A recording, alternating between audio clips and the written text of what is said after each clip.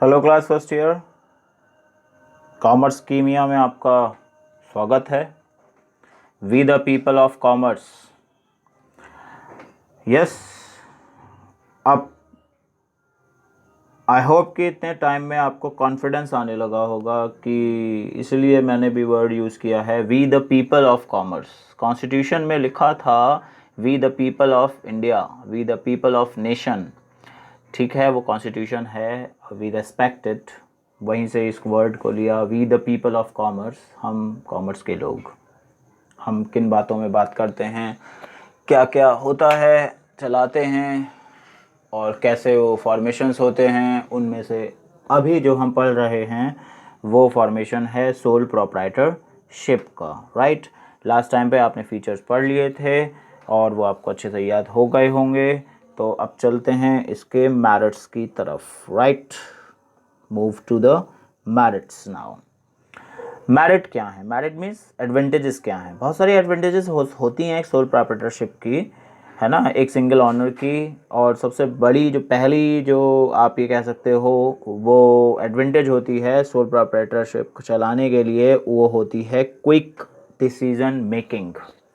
उसको कंसल्ट नहीं करना किसी और से।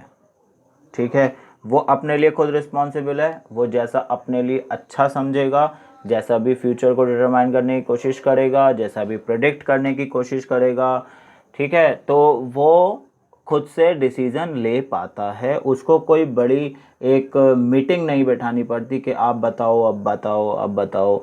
ऐसा नहीं होता है ना।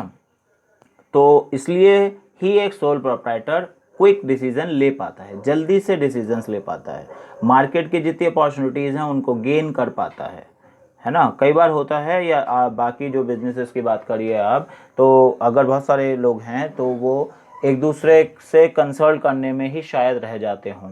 लेकिन यहाँ पर जो हमारा ये वन मैन आर्मी है, ये जो सिंगल पर्सन है, ये इस तरह से शायद लेट नहीं हो पाता कभी भी।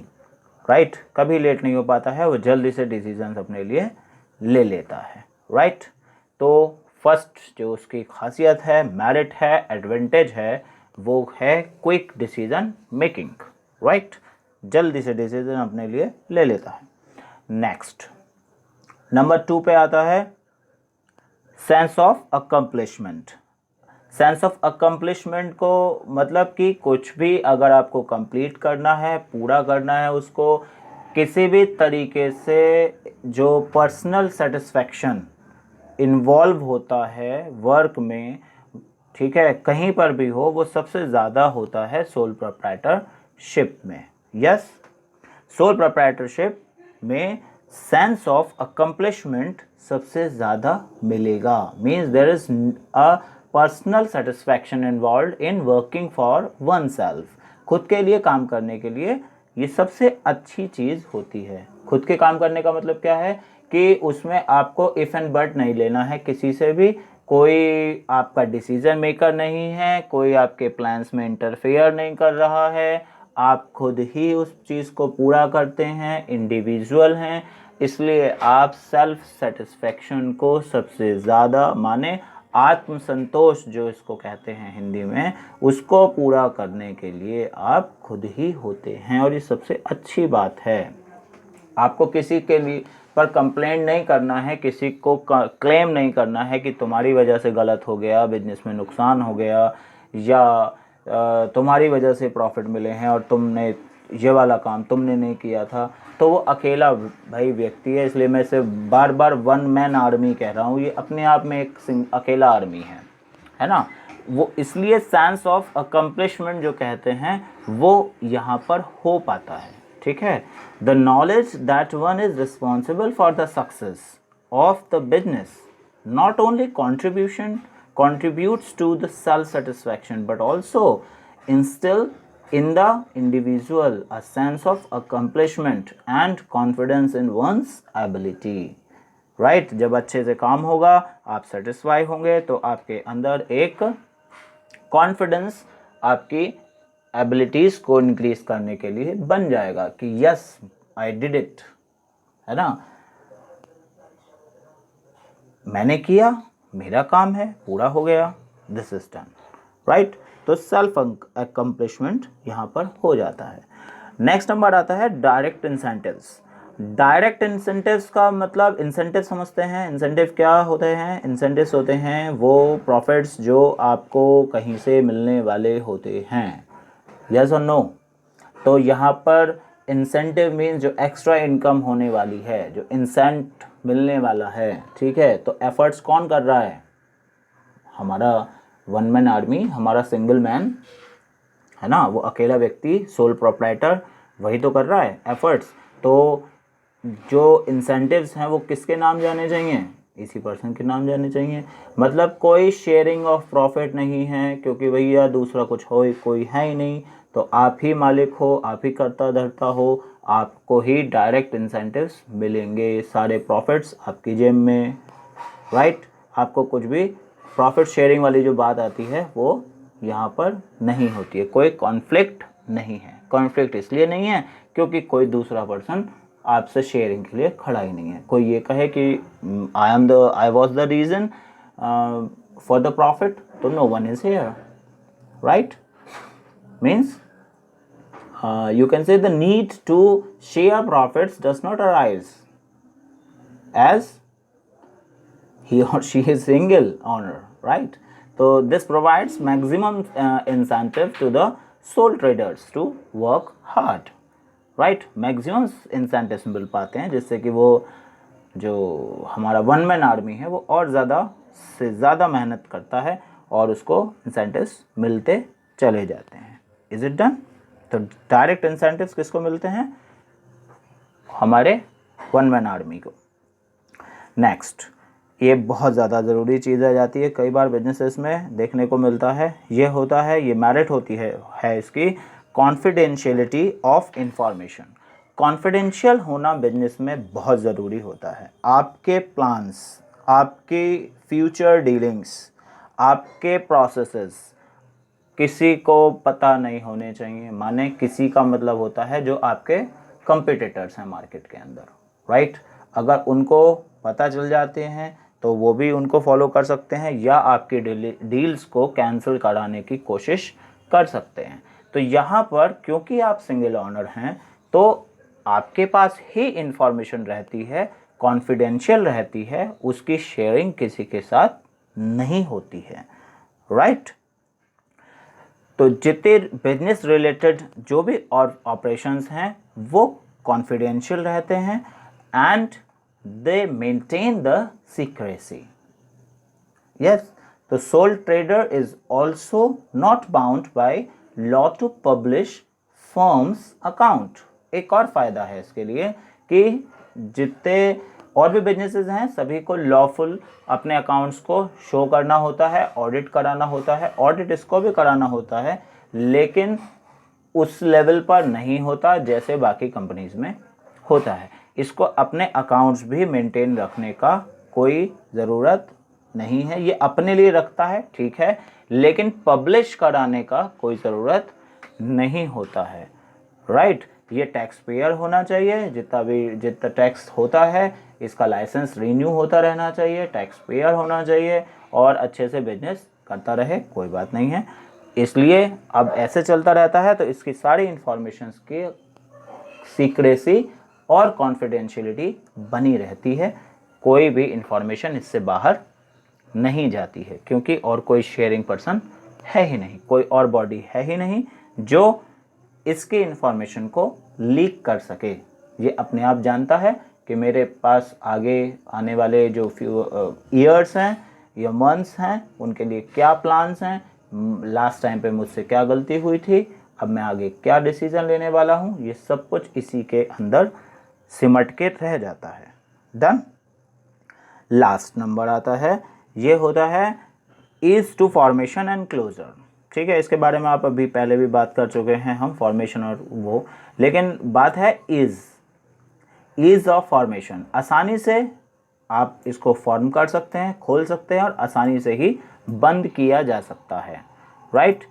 क्लोजर और फॉर्मेशन का एक सबसे आसान तरीका है, ठीक है। आप मतलब कि किसी के लिए भी है ना पॉसिबिलिटी है इस एक बिजनेस में, किसी भी बिजनेस में एंटर होने की, ठीक है, लीगल फॉर्मेलिटीज़ को पूरा करने के बाद आप आराम से बिजनेस करते रहिए, कोई बात नहीं है। आप नहीं करना चाहते हैं तो आप क्लोज कर दीजिए, क्योंकि आपको अपने जो क्रेडिटर्स हैं, अपनी जो लाइबिलिटीज़ हैं, उनको पूरा करने के बाद किसी से कोई कॉन्फ्लिक्ट नहीं रखना होता, मतलब कि आपका रह ही नहीं जाता है, क्योंकि आपका ही बिजनेस है, आप ऑनर हैं, आपका एसेट था, आपका ही कैपिटल था, आप कोई सेपरेट एंटिटी नहीं बने थे, मीन्स आप वन मैन आर्मी थे। Is it done? तो मीन्स आप जब चाहेंगे तो फॉर्मेशन होता है, आप जब चाहेंगे तो उसका क्लोजर हो जाता है, आसानी से हो जाता है, कोई प्रॉब्लम नहीं होती। It is based on your wish only. Is it done?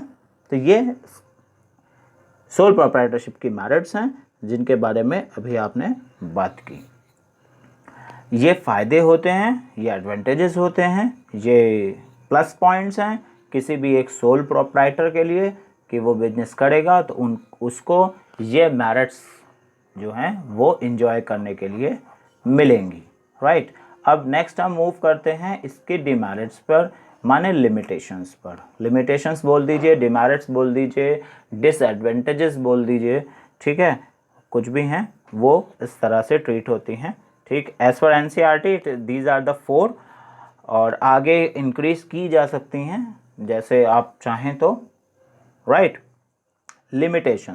Limitations का मतलब समझ में आ गया है आपको। लिमिटेशन मतलब डिसएडवांटेजेस हैं, उसकी डीमेरिट्स हैं, है ना, कि परेशानियां क्या क्या आ सकती हैं, क्या क्या उसको मुश्किलों का सामना करना पड़ सकता है, प्रॉब्लम्स क्या हो सकती हैं, या कहाँ पर जाकर वो बाउंडेड फील करता है ना, फ्री फील नहीं करता है। कौन कौन सी ऐसी जो सिचुएशंस हैं जहाँ पर वो फ्री फील नहीं करता है ना। सिंगल ऑनर होना उसे थोड़ा सा परेशान कर देता है कि मैं अगर कुछ और होता या कोई किसी और के साथ होता तो शायद इस मुश्किल से बाहर निकल पाता, है ना। तो ये चीज़ सबके लिए, सबके साथ ही है। दो चीज़ें, मेरिट्स और डिमेरिट्स, अगर अच्छाइयाँ हैं तो थोड़ी बुराइयाँ या थोड़ी सी लिमिटेशंस होती हैं, राइट। तो लिमिटेशंस में नंबर 1 पॉइंट आता है लिमिटेड रिसोर्सेस। भैया अकेला पर्सन है ना, अकेला पर्सन है तो लिमिटेड रिसोर्सेज तो होंगी। एक सिंगल पर्सन जितना उसके पास प्रॉपर्टी था उसने उसे बिजनेस में लगाया, इन्वेस्ट कर दिया, एसेट्स उसकी बनी, कैपिटल बनी, उसने बैंक अकाउंट ओपन किया, वहाँ पे भी पैसा रखा और क्रेडिट पे लिया सामान, फिर उसको बनाया होगा या बेचा या सिर्फ ख़रीदा होगा फिर बेचा होगा आगे, ठीक है। या उसने एक शॉप खोली होगी, थोड़ा बैंक से लिया होगा लोन, शॉप उसकी अपनी थी, या उसने रेंट पे ले ली थी, या बहुत सारे और केसेस हो सकते हैं, दुनिया भर के हो सकते हैं। लेकिन बेसिकली कहने को बात क्या है कि उसके पास लिमिटेड ही रिसोर्सेज होते हैं। रिसोर्सेज तो समझते हैं ना, the thing that help us to do something, है ना। तो resources of a sole proprietor are limited to his or her personal savings and borrowings. Yes और नो, राइट। तो अगर उसको प्रॉब्लम होती है बैंक से या कहीं और से तो वो सिंगल अकेला ही खड़ा हुआ होता है, उसके पास और कोई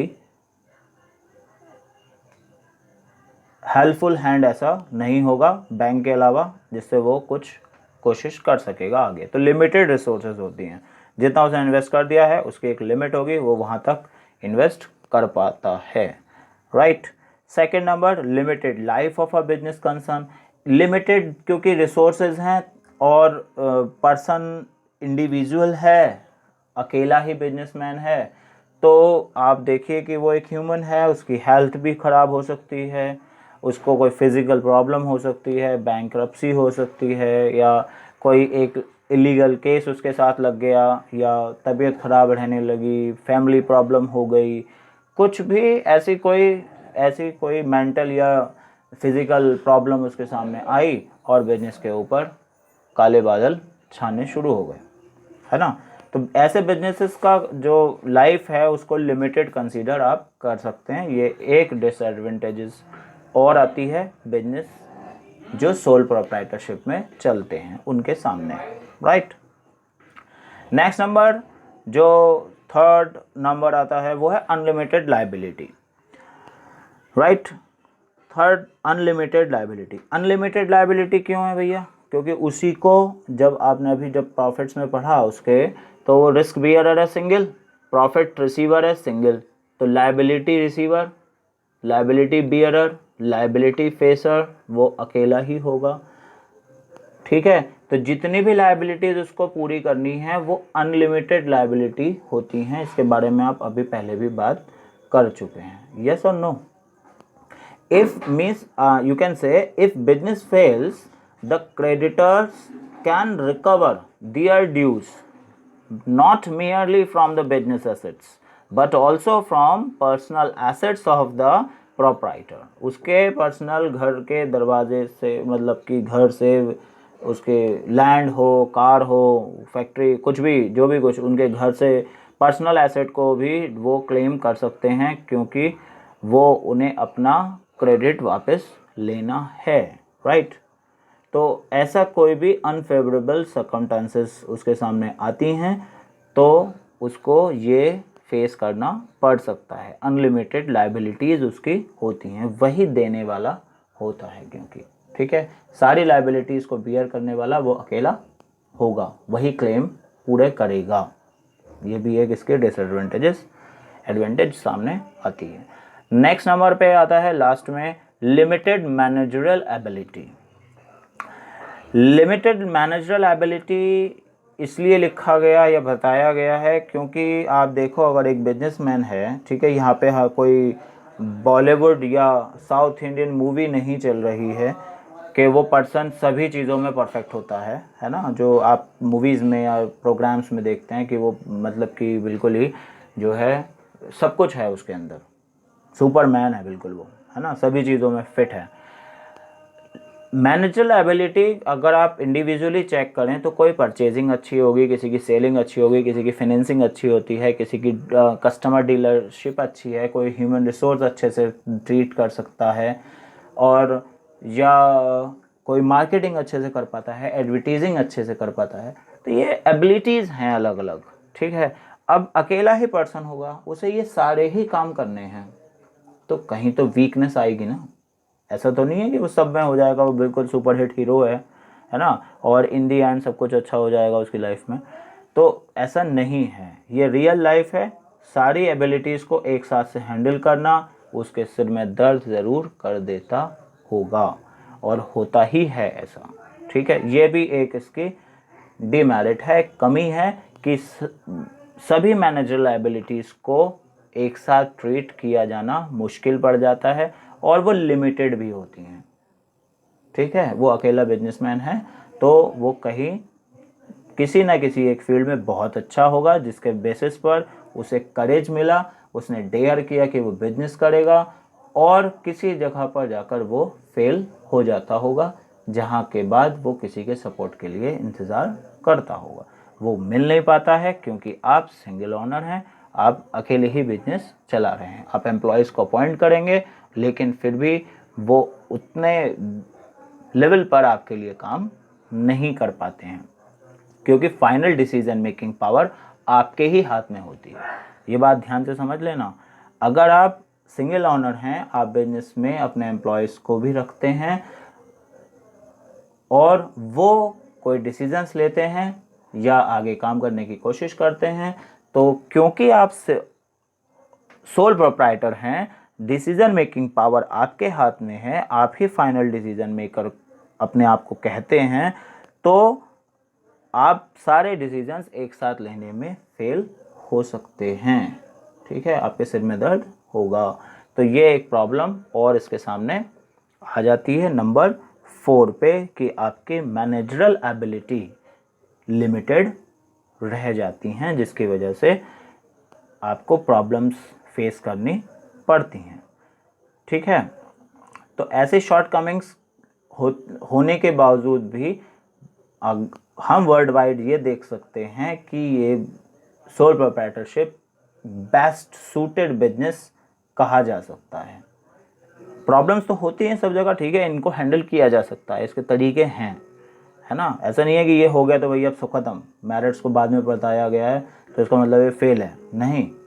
इतनी शॉर्ट कमिंग्स होने के बाद, इतनी डिमेरिट्स होने के बाद, इतनी डिसएडवांटेजेस होने के बाद भी ये वर्ल्ड का सबसे ज़्यादा चलाया जाने वाला फॉर्म ऑफ बिजनेस है, राइट।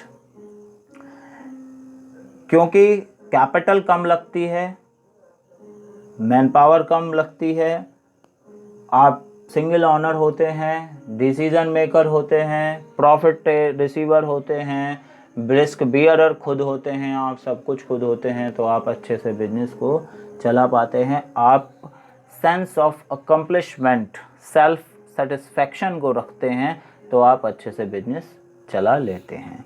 तो ये है sole proprietorship. So this is the end of the video and I think you understand it. कोई प्रॉब्लम है तो you can comment me after the listening it. Just note down all the points on your notebook and prepare the notes and explain them in your language.